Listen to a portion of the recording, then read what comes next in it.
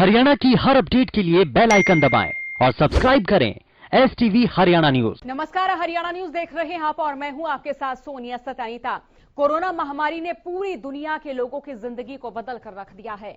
आज से 1.5 साल पहले हमें जिस मुसीबत का अंदाजा भी नहीं था, आज वो पहाड़ की तरह हमारे सामने मौजूद है। 1 साल से ज्यादा बीत जाने के बाद भी इसका खतरा ऐसे ही बरकरार है।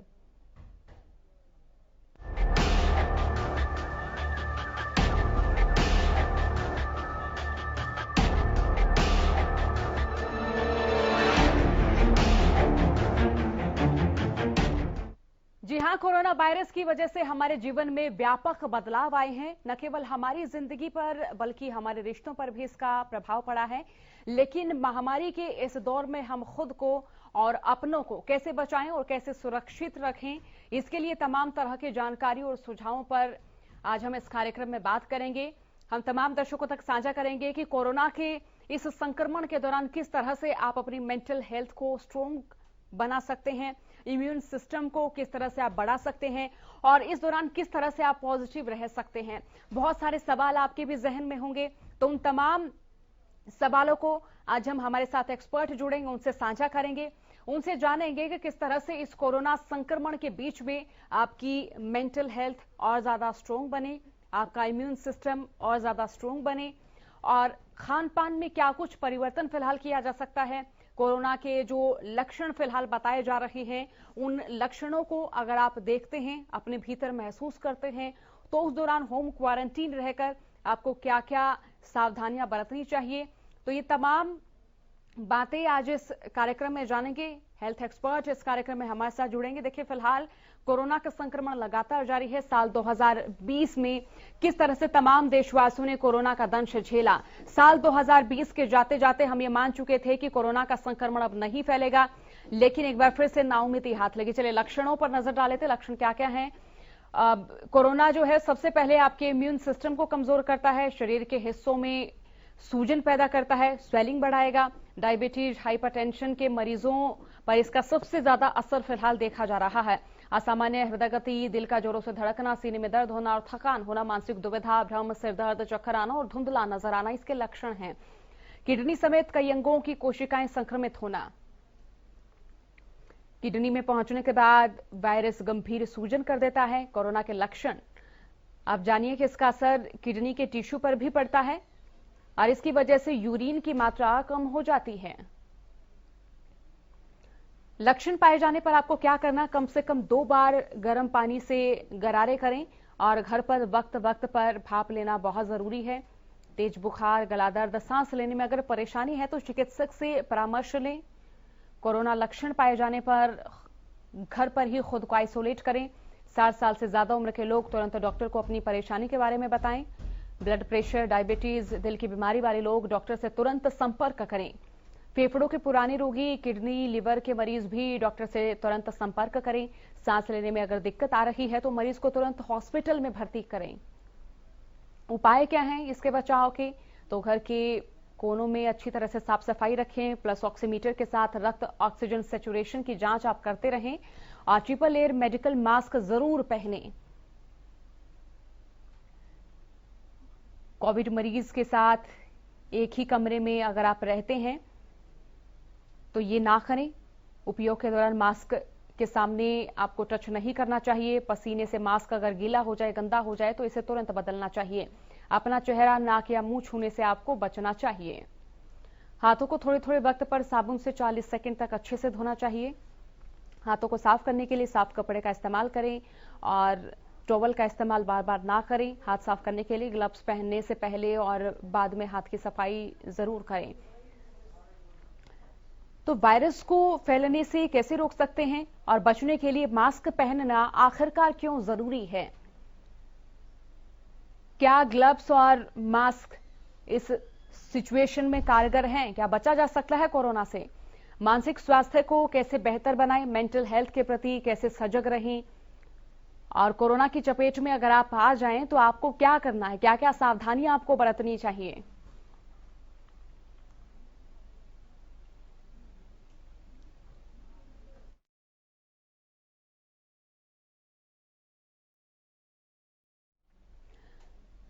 और चलिए, हमारे साथ हेल्थ एक्सपर्ट जुड़ चुके, डॉक्टर पंकज वत्स हमारे साथ जुड़ चुके, डॉक्टर मीत कुमार हमारे साथ जुड़ चुके हैं।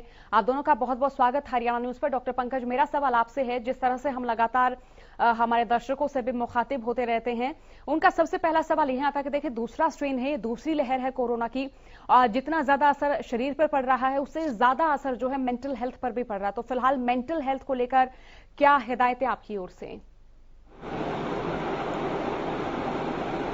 देखिए, सबसे पहले तो ये है कि जिस तरह के केसेस चारों तरफ आ रहे हैं और जो भी हमारे परिचित है, जान पहचान के हैं, रिश्तेदार हैं, ठीक वहाँ पर भी जब इस तरह की खबरें सुनते हैं कि भी ये काफ़ी सारे केसेस बढ़ रहे हैं, तो स्वाभाविक रूप से एक नकारात्मक वातावरण जो है हमारे चारों तरफ बन चुका है।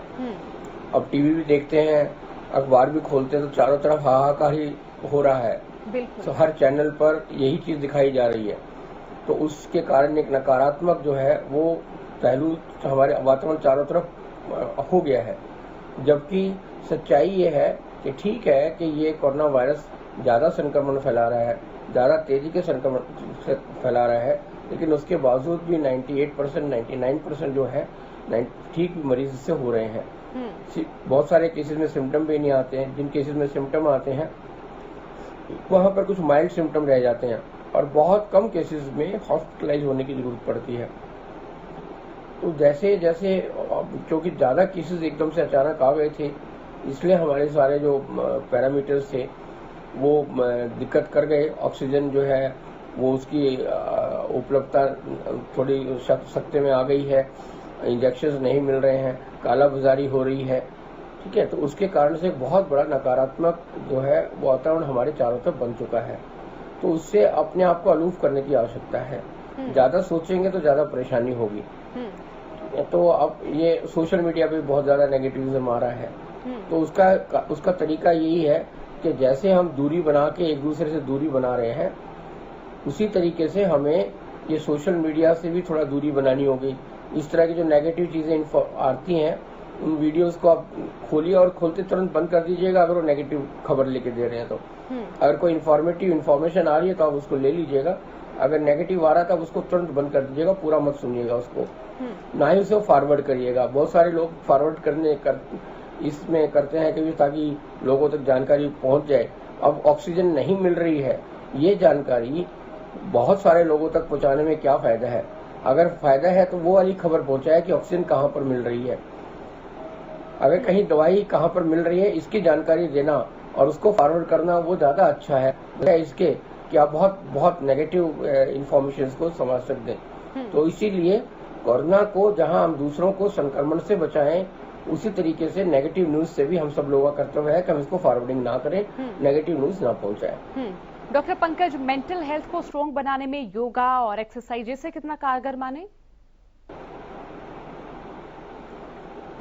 देखिए, मेंटल एक्सरसाइज के अंदर आपको मेडिटेशन करने का रहेगा कि आपको मेडिटेशन करें, आप डीप ब्रीदिंग करें और आप मेडिटेशन करें। अगर आप भगवान में विश्वास करते हैं तो भगवान का धन्यवाद करें बार बार के भगवान ने आपको सब संसाधन दिए हुए हैं, आपको बचाव के लिए शक्ति दे रखी है।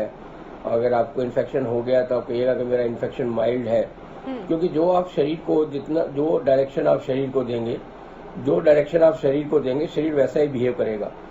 अब देखिएगा, मैं किसी आदमी को कहता हूँ मुझे एक गिलास पानी दो, ठीक है, अगर वो व्यक्ति तैयार है मुझे एक गिलास पानी देने के लिए तो अपने आप वो खड़ा हो जाएगा, उसके हाथ पैर सब उसको ले जाएंगे उस जगह पर जहाँ पर पानी रखा हुआ है और पानी लाकर वो मुझे दे देगा। यानी मैंने उसको एक कमांड से उसके शरीर के सारे अंगों को नियंत्रित किया। इसी तरीके से अगर हम नेगेटिव थॉट्स अपने शरीर में देते हैं तो हमारा शरीर नेगेटिव रिएक्ट करता है और ज्यादा संक्रमण हमें फैलता है। लेकिन अगर हम पॉजिटिव डायरेक्शंस देंगे, पॉजिटिव सोच रखेंगे, पॉजिटिव डायरेक्शन देंगे तो शरीर पॉजिटिविटी के साथ काम करेगा। मेरा बुखार ठीक हो रहा है, मेरा पल्स ठीक है, मेरा ऑक्सीजन लेवल बढ़ रहा है, आप पॉजिटिव डायरेक्शन देंगे तो शरीर उसी हिसाब से काम करता है। बिल्कुल। डॉक्टर मीत कुमार भी इस वक्त हमारे साथ जुड़ चुके हैं। डॉक्टर मीत, मेरा सवाल आपसे ये है कि ऑक्सीजन लेवल को फिलहाल किस तरह से दुरुस्त किया जाए और घर में रहकर ही जो लोग होम क्वारंटीन में हैं फिलहाल, वो किस तरह से अपने ऑक्सीजन लेवल को संतुलित कर सकते हैं? देखिए, आपने जो सवाल पूछा कि ऑक्सीजन लेवल्स को हमको किस तरह से, पहले तो इसके दो पार्ट हैं, एक तो किस तरह से मॉनिटर करना है और यदि हल्का फुल्का ऑक्सीजन कम हो रहा है तो उसके लिए हम लोग हॉस्पिटल में जाने को किस तरह से अवॉइड कर सकते हैं। इसके दो सवाल हैं। ऑक्सीमीटर घर पे होना जरूरी है। यदि कोरोना का मरीज है तो उसके लिए दो ही चीजें जरूरी हैं। एक तो जो दवाइयां उससे बताई जाती हैं वो खानी है, डॉक्सीसाइक्लिन, एजिथ्रोमाइसिन, जो विटामिन सी और जो बाकी सपोर्टिव ट्रीटमेंट है वो घर पर रहकर करना है। इसके अलावा हर 2 घंटे में अपना टेम्परेचर, माउथ का टेम्परेचर और ऑक्सीमीटर, पल्स ऑक्सीमीटर से अपना सैचुरेशन और पल्स रेट मॉनिटर करना है। ये दो चीजें अपने कागज पर लिख करके अपने डॉक्टर के साथ रेगुलर टच में रहते हुए उसे अपने डॉक्टर को अपडेट करते रहे कि हर 2 घंटे के बाद मेरा टेम्परेचर और ऑक्सीजन सैचुरेशन और पल्स। सैचुरेशन जो है 93, 94, 95 से ऊपर रहता है। आपको कुछ भी घबराने की जरूरत नहीं है। आप घर पर बहुत अच्छी तरह से अपने आप को मैनेज कर रहे हैं। अब सवाल ये होता है कि कुछ लोगों का यदि सैचुरेशन बीच बीच में, जैसे हम लोग देख भी रहे हैं, किसी का 91, 92 बीच में हो जा रहा है, तो उस कैपेसिटी को बढ़ाना है। लंग्स के अंदर जो कैपेसिटी है उस कैपेसिटी को हल्का से इंप्रूव करना है। उसके लिए 2-3 चीजें की जा सकती हैं। पहली चीज है घर के अंदर, जैसे डॉक्टर पंकज जी बता रहे थे, एक तो डीप ब्रीदिंग एक्सरसाइजेस करनी है। डीप ब्रीदिंग एक्सरसाइज से ये होता है कि लंग्स थोड़े से ओपन होते हैं, लंग्स की कैपेसिटी इंप्रूव करती है और जो हल्की फुल्की ऑक्सीजन की यदि डेफिसिट हो रही है तो उसी से रिकवर होकर नॉर्मलाइज हो जाती है जी। दूसरी चीज है कि एक पोजीशन होती है बॉडी के अंदर, प्रोनिंग। प्रोनिंग का मतलब होता है कि पेट के बल उल्टा लेटना और छाती के नीचे एक पिल्लो को रखकर फिर ब्रीदिंग करना। तो ये पाया गया है साइंटिफिक लिटरेचर के अंदर कि जो इस तरह से दिन में आधा घंटा करके दिन में 3 या 4 बार पेट के बल उल्टा लेटकर डीप ब्रीदिंग करते हैं, उनकी लंग्स की कैपेसिटी को बढ़ाने में मदद मिलती है। तो फुल्की फिजिकल एक्सरसाइज करना, तो घर के अंदर यदि आप हल्की फुल्की जॉगिंग करते हैं या फिर जो सिंपल एक्सरसाइजेस जो हर जगह टीवी पर आज की तारीख में दिखाई जा रही है वो फॉलो करते हैं, उनसे लंग्स की कैपेसिटी को इंक्रीज करने में मदद मिलती है। तो इस तरह के साधारण नुस्खे उठा करके, जो अनुलोम विलोम जैसा आपने बताया, इस प्रकार के साधारण नुस्खे उठा करके यूज करके प्रैक्टिस कर साधारण रूप से ऑक्सीजन की मात्रा को हल्के फुल्के मात्रा में 2-3% बढ़ाया जा सकता है और हॉस्पिटल में जाने से बचा जा सकता है। हाँ, यदि किसी को ये सारे नुस्खे करने के बाद भी यदि सैचुरेशन 91 से नीचे, 90 से नीचे रह रही है, तब इसका मतलब हो गया कि ऑक्सीजन जाने का समय आ गया है। अपने डॉक्टर से संपर्क करके अस्पताल पहुंचे, ऑक्सीजन की रिक्वायरमेंट बढ़ सकती है और उचित इलाज उस टाइम पर शुरू करें। डॉक्टर मीत, कोरोना का जो संक्रमण है वो सबसे पहले फेफड़ों में अभी फिलहाल देखा जा रहा है, तो ऐसे में हम अपने इम्यून सिस्टम को किस तरह से बढ़ाएं और साथ ही जो फेफड़ों के मरीज हैं उनको फिलहाल क्या करना चाहिए? देखिए, 2 अलग अलग सवाल आपने पूछे इसमें कि एक तो इम्यून सिस्टम को कैसे इंप्रूव किया जाए और दूसरा जिन मरीजों को ऑलरेडी फेफड़ों की तकलीफ है उनमें यदि कोरोना हो जाए तो उनको क्या करना चाहिए। तो पहले सवाल का जब मैं उत्तर देता हूँ, इम्यूनिटी, बॉडी के अंदर इम्यूनिटी बढ़ाने का सबसे अच्छा जो तरीका होता है वो है फिजिकल एक्टिविटी। जो मरीज या जो व्यक्ति शारीरिक रूप से एक्टिव रहते हैं, एक्टिव रहने का मतलब है अपने सारे काम खुद करते हैं, कोई वॉशरूम जाना, सोकर उठ के अपना नहाना धोना, रेगुलर एक्सरसाइज करना, ये सब जो काम करते हैं बॉडी के इम्यून सेल्स उससे स्टिमुलेट होते हैं और बॉडी की इम्यूनिटी अपने आप उस चीजों से इंप्रूव करती है। पहली चीज। दूसरी चीज है पौष्टिक खाना खाना। इस टाइम पर लोगों को जंक फूड खाना अवॉइड करना चाहिए।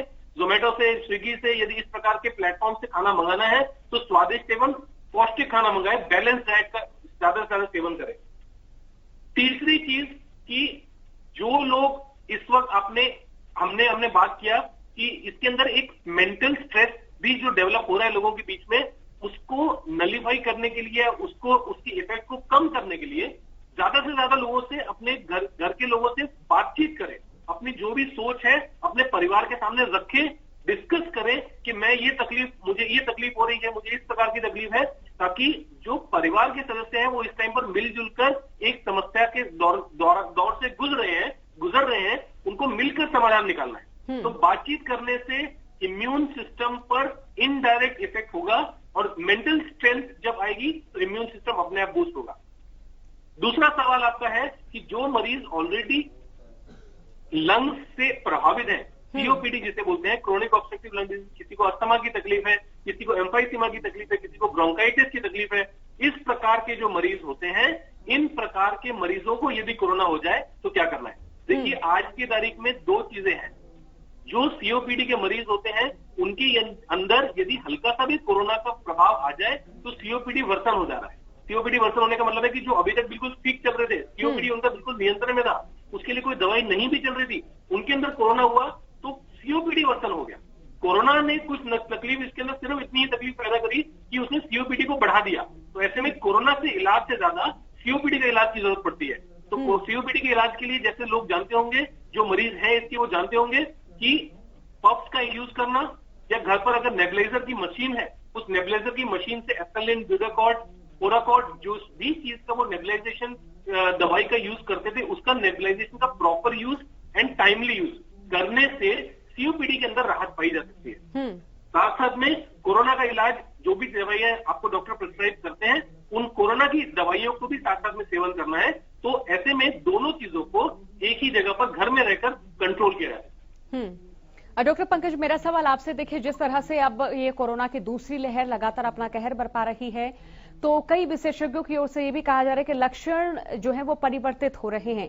तो फिलहाल कोरोना के क्या लक्षण माने जाएं? क्योंकि बहुत सारे लोग हैं, उनका ये भी कहना है कि देखिए मौसम परिवर्तन हो रहा है, किसी को वायरल बुखार है, किसी को हल्का बुखार है, किसी को खांसी हो रही है। तो ऐसे में क्या डॉक्टर के पास जाना चाहिए या नहीं जाना चाहिए? तो फिलहाल असमंजस की स्थिति है कि लक्षण आखिरकार क्या माने, कौन कौन से लक्षण हैं? क्योंकि कोरोना बहुत तेजी के साथ बढ़ रहा है और इस समय उसमें बहुत सारे लक्षण जो है वो अलग अलग तरीके के लक्षण आ रहे हैं। तो ऐसे में, और बगैर लक्षण के भी आ रहा है, थोड़े लक्षण भी आ रहे हैं, अधिक लक्षण भी आ रहे हैं, सांस फूलने से लेके, बुखार से लेके, उल्टी आना, दस्त लगना, ठीक है, बहुत तरह के सिम्टम्स आ रहे हैं। तो आज ये मान के चले कि जब भी किसी को कोई सिम्टम्स आ रहे हैं और उसको लगता है कॉन्टेक्ट की हिस्ट्री है थोड़ी बहुत भी, तो उसको ये मान के ही ट्रीटमेंट करें कि ये कोरोना है। क्योंकि अगर आप ये मान के ट्रीटमेंट करेंगे कोरोना है, तो अगर कोरोना नहीं भी हुआ, दूसरा भी कोई हुआ, तो अपने आप ऑटोमेटिकली उस ट्रीटमेंट में कवर हो जाएगा। इसलिए आप चिंता करने की जरूरत नहीं, आप ये मान के चलेगा कि कोरोना है, जो भी सिम्टम्स आ रहे हैं, और कोरोना की तरह उसको ट्रीट कीजिएगा तो अपने आप बाकी चीजें कवर हो जाएगी उसमें। डॉक्टर पंकज, मास्क के बारे में आपको हिदायत देना चाहिए? बड़ा मुश्किल हो जाएगा। देखिए, मास्क जब भी लगाएं आप, तो ये ध्यान रखें कि इस तरह से मास्क लगाएं कि ये मुंह और नाक दोनों कवर हो और जो ऑक्सीजन आप ले रहे हैं, जो सांस ले रहे हैं, वो मास्क के आगे जो हिस्सा, उसके अंदर से सांस आपके अंदर जाना चाहिए, ना कि आपका साइड से खुला हुआ है, नाक यहाँ तक रखा हुआ है आपने और मास्क उसके नीचे से आ रहा है। तो प्रॉपर तरीके से आपका कवर्ड मास्क होना चाहिए ताकि आपका मुंह और नाक पूरी तरह से कवर्ड हो, और जो सांस आ रहा है वो उसके मास्क के कप में से बीच में से आना चाहिए। तो इसलिए ये हिदायत रखी जाए। दूसरा है कि जब बाहर आप जा रहे हैं, तो जब घर में वापस आते हैं, तो घर में आने के बाद अपना मास्क बदल लीजिएगा। जो मास्क आप बाहर पहन रहे थे उसको धो लीजिएगा और दूसरा मास्क घर में इस्तेमाल करिएगा। क्योंकि अगर उसी मास्क को आप घर में रखेंगे तो वो कहीं ना कहीं आप ऐसे स्थान पे रख देंगे जहाँ से दूसरे को तक भी वो चीज जा सकती है। तो जो बाहर से आप आए तो उस मास्क को बदल दें और अपना दूसरा मास्क घर में इस्तेमाल करें। डॉक्टर अमित, मेरा सवाल अब आपसे है, ये कोरोना की जो दूसरी लहर है, ये सबसे ज्यादा किस आयु वर्ग के लोगों पर प्रभाव डाल रही है? यहाँ जवानों की बात करें, छोटे बच्चों की बात करें, बुजुर्गों की बात करें? सवाल दोहराएंगे मैडम प्लीज? जी डॉक्टर अमित, मेरा सवाल ये है कि कोरोना की जो दूसरी लहर है, ये किस आयु वर्ग के लोगों पर ज्यादा प्रभाव डाल रही है? देखिए, मतलब ये जो आपका सवाल है, इसके लिए मैं ये बोलूंगा कि पहली और दूसरी वेव के अंदर हम लोगों को निश्चित रूप से किस वर्ग को ज्यादा प्रभावित कर रहा है, इसमें अंतर है। पिछली बार जो हमने देखा कि 60 से ज्यादा उम्र वालों को, और जिनको कुछ कोमॉर्बिडिटीज थी, यानी कि जिसको शुगर, ब्लड प्रेशर, कैंसर या किडनी की तकलीफ, हार्ट की तकलीफ, इन लोगों को जो तकलीफ वाले मरीज थे, उन्हीं के अंदर कोरोना ज्यादा प्रभाव डाला। इस वाली वेव ने हमें कुछ नई चीजें दिखाई हैं। क्या ये नया जो म्यूटेंट स्ट्रेन है इसकी वजह से है या कुछ और कारण है, हमें नहीं पता है। या वैक्सीनेशन जो 60 से ज्यादा लोगों का और 45 प्लस कोमॉर्बिडिटीज वालों का जो वैक्सीनेशन हो गया, उसकी वजह से ऐसा हुआ है, ये चेंजेस हमें का कारण नहीं पता है। पर जो हमें दिख रहा है वो अब दिख रहा है कि आयु का इसमें बहुत ज्यादा रोल नहीं रह गया है। 15 साल के बच्चे, 10 साल के बच्चे, 5 साल के बच्चे, इवन न्यूबॉर्न जिसको नवजात शिशु कहते हैं, उन लोगों के अंदर भी कोरोना मिल रहा है, ऑल्दो सिवियरिटी उनके अंदर इतनी ज्यादा नहीं दिख रही है। दूसरी चीज जो पिछली बार में था कि जो कोमॉर्बिडिटीज वाले लोग थे, यानी कि sugar, blood pressure, uncontrolled sugar, blood pressure, cancer के मरीज, किडनी के मरीज, इन प्रकार के लोगों के अंदर जो कोरोना हो रहा था वो इस बार भी हो रहा है। तीसरी चीज जो हमको एक चीज अच्छी देखने को मिल रही है कि जो वैक्सीनेटेड लोग हैं उसके अंदर क्या कोरोना हो रहा है। बहुत सी जगह पर चर्चा हो रही है कि भाई वैक्सीनेशन के बाद कोरोना हो रहा है तो वैक्सीनेशन का फायदा क्या। देखिए आज की तारीख में वैक्सीनेशन का फायदा ये समझिए कि जितने लोगों को वैक्सीनेशन हो रहा है उसमें से बहुत कम लोगों को या बहुत कम प्रतिशत लोगों को सीरियस वाला कोरोना हो रहा है। ये हम लोग जो कॉमनली देख रहे हैं, समझ रहे हैं, ये चीज हमें देखने को मिल रही है। तो इसका मतलब हो गया वैक्सीन ने हमें इतना जरूर फायदा दिया है कि सिवियरिटी ऑफ कोरोना कम हो रही है।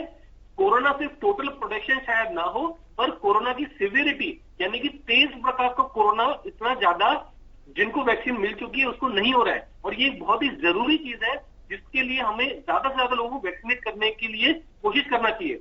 75% से ज्यादा जब तक इंडिया के अंदर लोग वैक्सीनेट नहीं होंगे तब तक हर्ड इम्यूनिटी नहीं आएगी, तब तक हम लोग कोरोना को पूरी तरह से अच्छी तरह से कंट्रोल कर पाने में सक्षम नहीं हो पाएंगे। ज्यादा से ज्यादा लोगों को मोटिवेट होकर, और जो लोग इससे गुजर चुके हैं इस दौर से, उनको लोगों को मोटिवेट करना चाहिए, वैक्सीनेशन कराइए, तभी हम लोग कोरोना से जीत पाएंगे। कोरोना हमको हो सकता है 100% प्रोटेक्शन ना दे, पर कोरोना से सिवियरिटी ऑफ कोरोना को, जिन लोगों को हॉस्पिटल में भर्ती होने की जरूरत है, उन लोगों की तादाद को कम करने में बहुत मदद मिलती है। डॉक्टर मीत, मेरा सवाल ये कि देखिए हम शहरों की बात करते हैं, ग्रामीण क्षेत्रों की भी बात करते हैं, हम देखते हैं कि दोनों जगह जो वातावरण है उसमें भी अंतर है, स्वास्थ्य सुविधाओं में भी अंतर है, रहन सहन में भी अंतर है। तो ऐसे में शहर में कोरोना के आंकड़े लगातार बढ़ रहे हैं, लेकिन चिंता का विषय ये बना हुआ है अगर गांव में कोरोना का संक्रमण फैलता है तो स्थिति और कितनी गंभीर होगी। मैडम इस जवाब में मेरे ख्याल से इस उदाहरण के रूप में देना चाहूंगा कि यदि कोई मुझसे पूछता है कि मैं आज की तारीख में शहर में रहना चाहूंगा या गांव में, मैं गांव को चुनूंगा। इसका सीधा सा कारण ये है कि शहरों के अंदर तादाद बढ़ने का कारण क्या है, क्यों गांव के अंदर तादाद नहीं बढ़ी हुई है और क्यों शहरों के अंदर बढ़ी हुई है। पर स्क्वायर फुट जो नंबर ऑफ लोग रहते हैं शहर में और गांव में, उसमें जमीन आसमान का फर्क है। कम से कम 20 गुना का अंतर है। यदि शहरों के अंदर एक स्क्वायर वर्ग के अंदर 100 लोग रहते हैं तो गांव के अंदर हो सकता है 5 या 6 लोग रहते हैं। तो इसका मतलब हो गया कि कोरोना का मेन कारण है लोगों की तादाद ज्यादा होना, और उसी के फैलने का कारण भी वही है। गांव के अंदर यदि एक या 5 स्क्वायर किलोमीटर के अंदर 10 लोग होंगे या 100 लोग होंगे, तो वहीं पर एक शहर के अंदर, एक बड़े मेट्रो शहर के अंदर वो हजारों की तादाद में होंगे। तो एक लॉजिकल सी बात है, जितने कम लोग होंगे उतना कम फैलने का खतरा रहेगा। आपका सवाल है कि यदि शहरों से निकलकर गांव में पहुंच गया तब क्या होगा। देखिए वो सिचुएशन पहुंचने में अभी समय है, और अगर जो प्रैक्टिसेस हम लोग शहरों में अभी फॉलो कर रहे हैं, मास्क का यूज करना, सोशल डिस्टेंसिंग का ऑलरेडी यूज करना, यही अगर हम लोग गांव में पहुंचा सके तो वहां पर पहुंचने की संभावना और ज्यादा कम हो जाएगी। चलिए, बहुत शुक्रिया डॉक्टर मीत हमारे साथ जुड़ने के लिए। डॉक्टर पंकज वत्स साहब का भी बहुत बहुत शुक्रिया हमारे साथ जुड़ने के लिए। तो यहाँ तमाम दर्शकों से यही अपील है कि कोरोना के जितने भी एहतियात, जितनी भी नियमावली सरकार की ओर से जारी की गई है उसका पालन जरूर करें, मास्क लगाकर ही घर से बाहर निकलें और बार बार अपने हाथों को सैनिटाइज करते रहें। कोरोना को हराना है। फिलहाल के लिए इतना ही। बने रहिए हरियाणा न्यूज के साथ। नमस्कार।